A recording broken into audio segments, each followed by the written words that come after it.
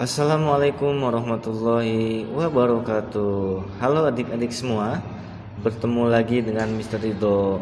Wah, tidak terasa ya, ini pertemuan terakhir kita karena minggu depan kita sudah penilaian akhir semester.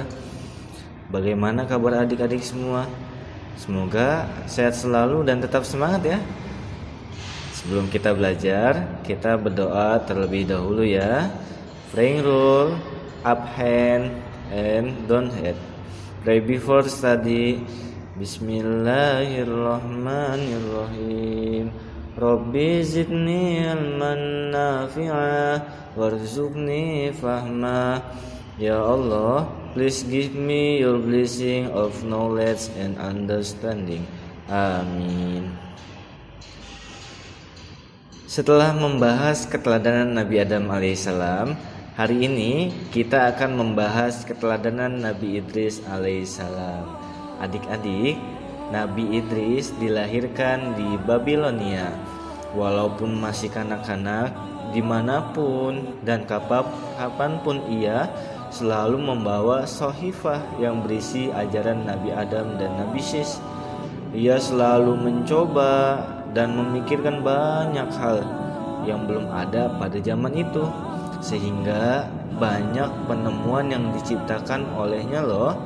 Antara lain, yang pertama ilmu berhitung, sehingga manusia dapat membuat penanggalan. Yang kedua, cara membuat kain dan menjahit, sehingga manusia dapat mengenakan pakaian yang nyaman. Yang ketiga, timbangan untuk mengetahui barang sama beratnya. Nah, Nabi Idris ini sangat pintar, cerdas, dan berakhlak mulia dan juga perkasa, sehingga ia dijuluki Asadul Usad, yaitu singa yang paling pemberani. Nabi Idris berdakwah kepada kaum penyembah api. Sudah lama Nabi Idris berdakwah, namun kaumnya masih saja durhaka. Namun Nabi Idris tetap bersabar dalam berdakwah dan hanya ada beberapa orang yang menjadi pengikutnya. Karena kedurhakaan kaum yang tidak mau beriman, maka azab Allah semakin dekat. Mereka disiksa dengan musim kering yang berkepanjangan. Tidak ada tumbuhan, sumur-sumur kering, dan hewan ternak yang banyak mati, sehingga menjadi kelaparan. Sementara kaum beriman diperintahkan Allah untuk hijrah ke Mesir dan diberi negeri yang subur.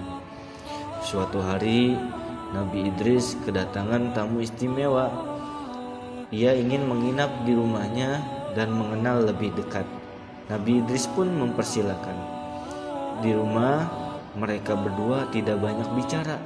Keduanya selalu beribadah dan beribadah lagi.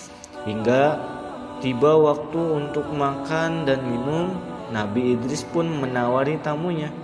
Namun tamunya menolak dan melanjutkan ibadahnya. Ketika malam telah larut, ia masih beribadah dan menolak ketika dipersilakan Nabi Idris untuk istirahat. Hal itu membuat Nabi Idris heran. Siapakah sebenarnya dia? Tamu itu tersenyum dan berkata, "Anda tak usah heran, sayalah malaikat Israel pencabut nyawa." Nabi Idris terkejut sambil tersenyum. "Apakah ajalku sudah tiba?" "Tidak, engkau akan aku bawa untuk melihat surga dan neraka." Nabi Idris pun bahagia. Atas kekuasaan Allah, perjalanan itu berlangsung.